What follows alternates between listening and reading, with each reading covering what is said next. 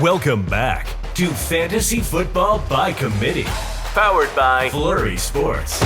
It can be tough to win a fantasy league on your own, but at FFBC, we will work together to bring home the hardware.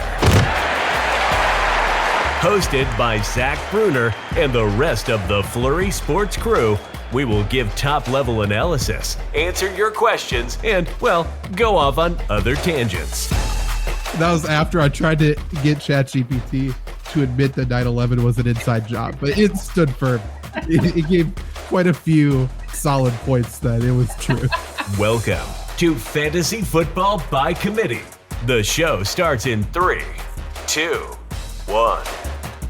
Hello. I'm Zach Bruner. Welcome to Fantasy Football by Committee. Solo Dolo here today. Let me know if you like these solo shows, because we may have a bunch of shorter shows like this where I just talk about some of the fantasy football news. So at Fantasy Flurry on Twitter, at FFBC Show on Twitter. Let me know if you like these, or Twitter X or whatever the hell we're calling it now. Not Threads. We're not over on Threads. Actually, I think we are on Threads, but I digress. Wherever you are listening to this, if you are not subscribed yet, please subscribe. And after the show, rate it 5 stars. Please share the show, rate it 5 stars. But first, let's talk about some damn football here. Let's talk about the reigning Super Bowl champions, the Kansas City Chiefs.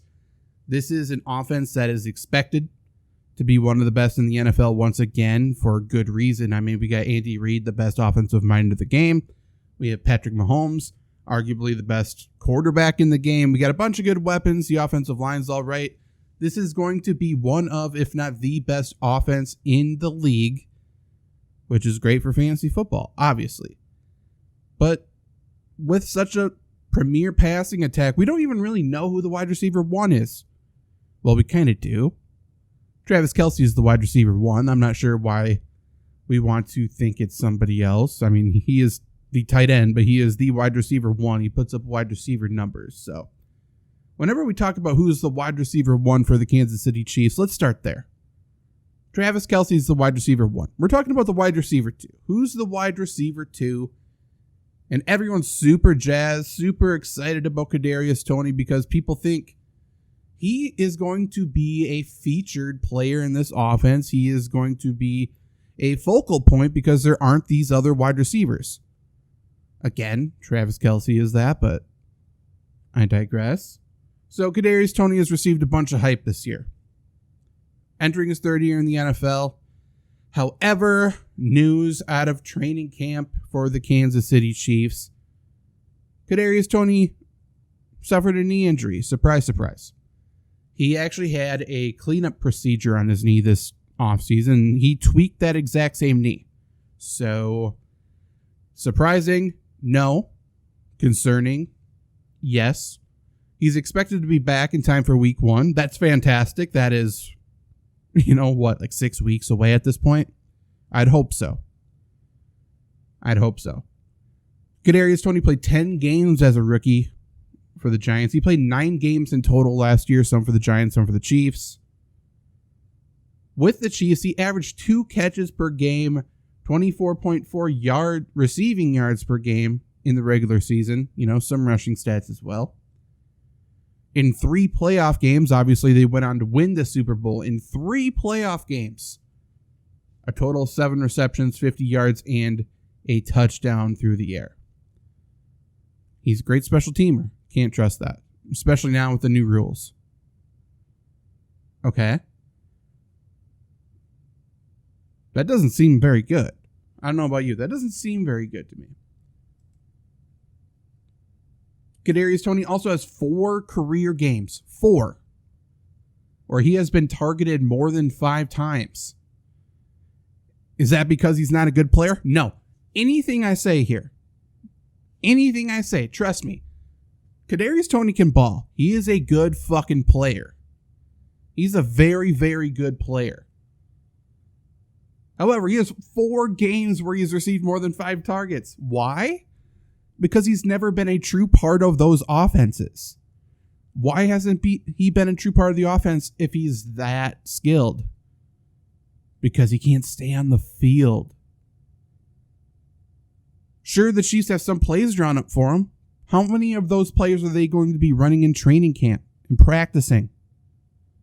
Because he is not on the field now. He came to the Chiefs last year mid-season. Obviously, he had to figure out his role. The Chiefs had to figure out what exactly he's good at, all of that. He also got injured. So now entering this year, like, there's hype because, he has a full off season, healthy. He's going to run all these plays, get a good chemistry with the Chiefs. Now he's not. With the Giants, he was hurt. Never really a true part of the offense because he wasn't able to practice. And the same thing seems to be happening once again here. When I was coaching for this nationally ranked team, they will not be mentioned, we had a player like this. He was unbelievable. An unbelievable wide receiver, mostly an offensive weapon is what, I would probably call him, a Swiss Army knife. He comes in off the streets, quite literally. Immediately the best player on our offense, minus guys on my offensive line, of course. And it's like, okay, yes, he's the best player. Should we get him the ball? Yeah, absolutely. There's only so many ways you can get somebody the ball if they're not a part of the offense. The game is not about one player. You can't do anything for one player. What we ended up doing, just to get him the damn ball in his hands because he's electric with the ball in his hands, we actually played him at quarterback quite a bit, ran Wildcat.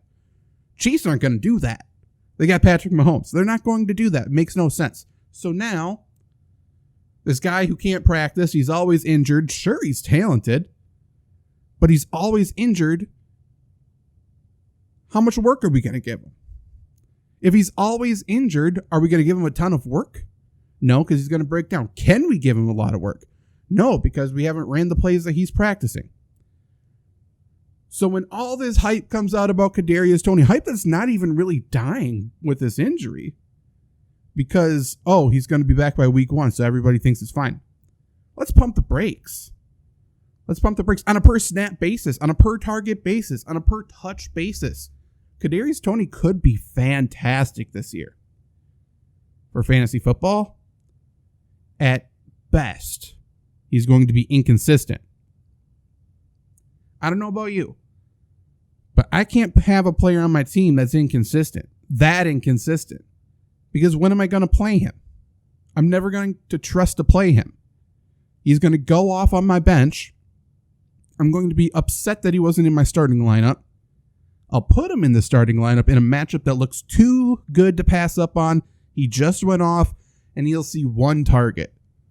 That's what Kadarius Toney is going to be at best this year. If he's healthy, that's what he is at best. Again, most talented wide receiver on the team? Absolutely. Hell, he could be the most talented. Never mind. I was going to say he could be the most talented wide receiver in the AFC West, but that's Devontae Adams. He might be the second most. I could hear that argument, and I would say, hey, possibly, probably. Keenan Allen up there in age. Jerry Jeudy is Jerry Jeudy. Does a lot of social media footwork drills. I mean, he's good at them. That's cool. But yeah, Kadarius Toney might be the guy in the AFC West minus Devontae Adams, but you're not going to trust to play him, so who cares? So Kadarius Toney out right now. Who steps in? Let's talk about Justyn Ross. Second year guy. Justyn Ross didn't go drafted last year.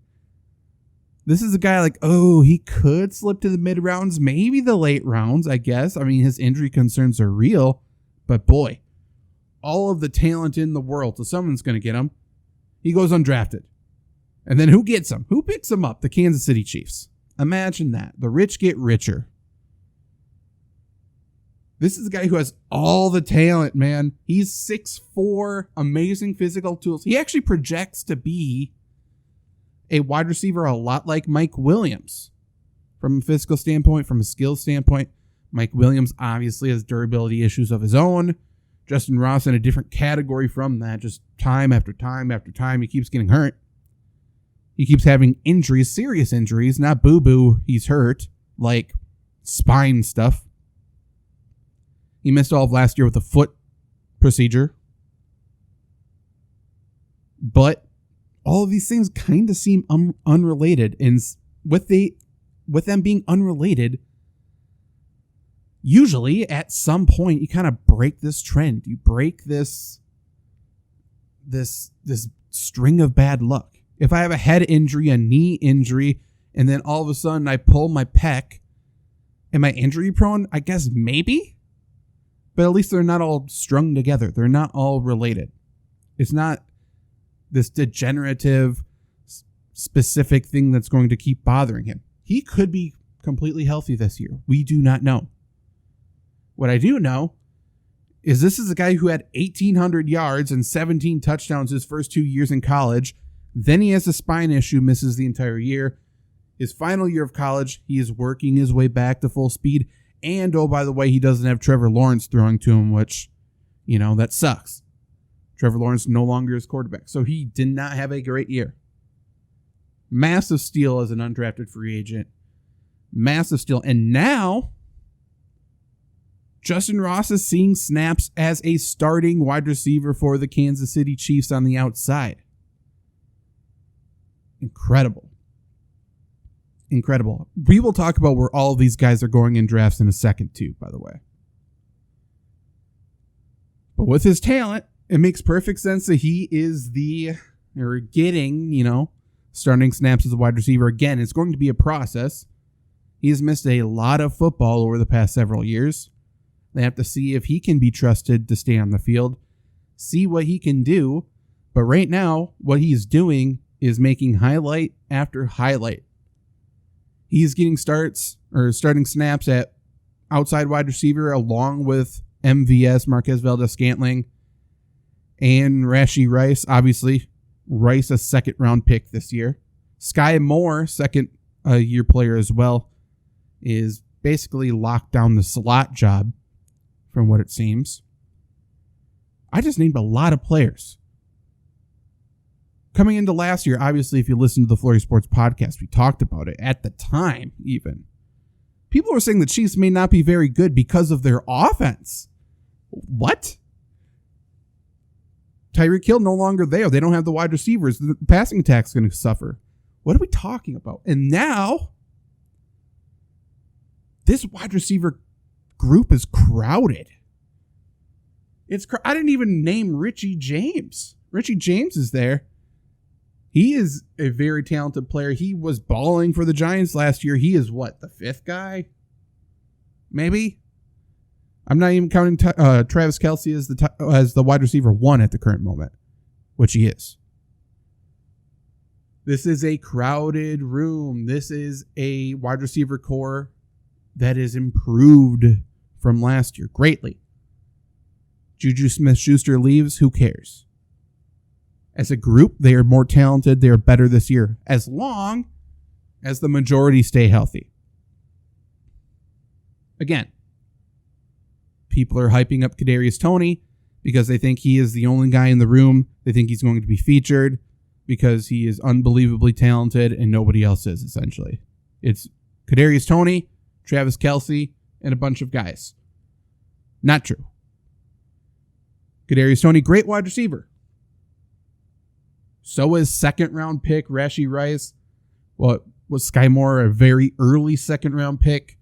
We got Justyn Ross, who has the skills of a second-round pick, in my opinion.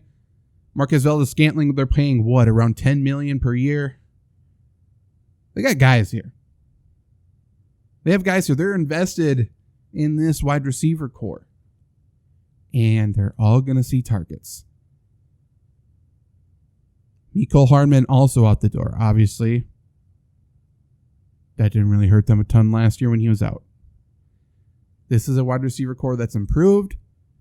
And boy, it's going to be inconsistent. Most likely. Everyone's going to get theirs. The only consistent factor in this receiving core is Travis Kelce, the wide receiver 1. The possible number 1 overall draft pick in fantasy football this year. Let's talk about ADP, though. amongst the wide receivers. Travis Kelce's his own thing. Draft him literally whenever you would like. Maybe we'll have a show at some point talking about the first overall draft pick. You can make a case for Travis Kelce, number 1 overall, and I might do it if I get the first overall pick. I might do it. Outscored the second best tight end by 100 points. That's tough. That is a positional advantage for you times 11. But these wide receivers, the number 1 wide receiver going off the board for the Chiefs, obviously, Kadarius Toney.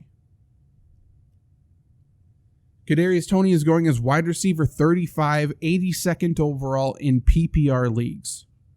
Wide receiver 35. I think it's a little overdrafted. I think if not for the injury, he would continue to rise given the hype that people keep talking about him. People are saying there's a chance he finishes as a wide receiver 1. I don't get it. I don't understand it. I'm perplexed. I'm bothered. But fine.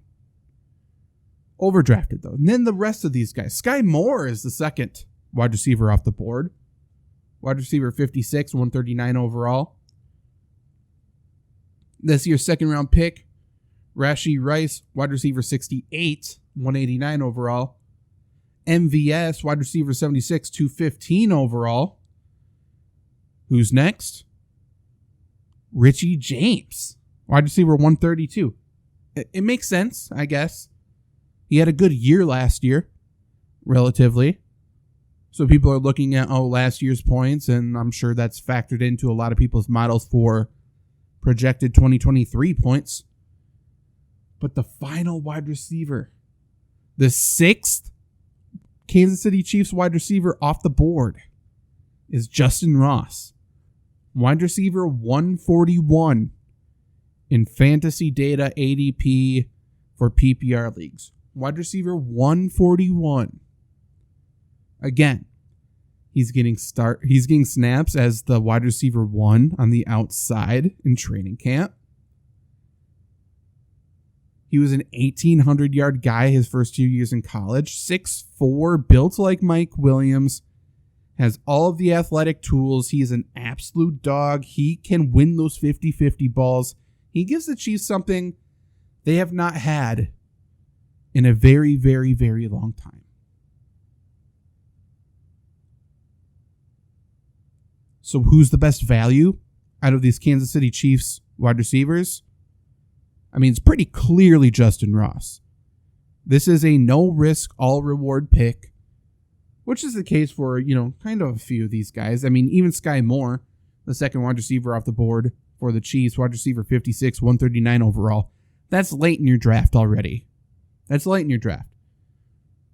Justyn Ross, though, this is a guy you check your Dynasty Leagues waiver wire, man. If Justyn Ross is out there, pick him up. It would not surprise me in the absolute slightest, and it shouldn't surprise you if Justyn Ross is the highest scoring Kansas City Chiefs wide receiver this year. It should not surprise you. He has all the physical tools. He's just been unable to stay on the field, and if he stays on the field, he's going to be targeted. He's going to be the guy to go to on broken plays if Travis Kelce's doubled. And by the way, he's the kind of guy that forces people to be unable to double Travis Kelce. Have a big athletic body on the outside.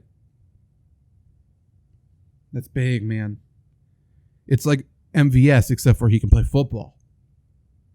It's like MVS, except he can run routes. It's like MVS, except you can expect him and trust him to come down with the catch. Justyn Ross is a good player. Don't sleep on him. Again, he's injury prone. Kinda. He certainly has an injury history. All of this could be irrelevant in a day if Justyn Ross gets hurt again. What isn't irrelevant, though, is that I don't know if Kadarius Toney should be your draft pick in fantasy this year. I don't think he is worthy of all this hype. Given his role, given his history, given his current injury status, which is keeping him off the field, keeping him away from the development of chemistry, the working out of kinks in any plays that he may be the go-to guy. Because, Andy Reid drew up plays for Kadarius Toney this offseason. But how often are they going to be practicing them? He's expected to be back by week 1. Great. Does that mean he's back during game week? Does that mean he misses week 1? Expected to be back isn't a guarantee.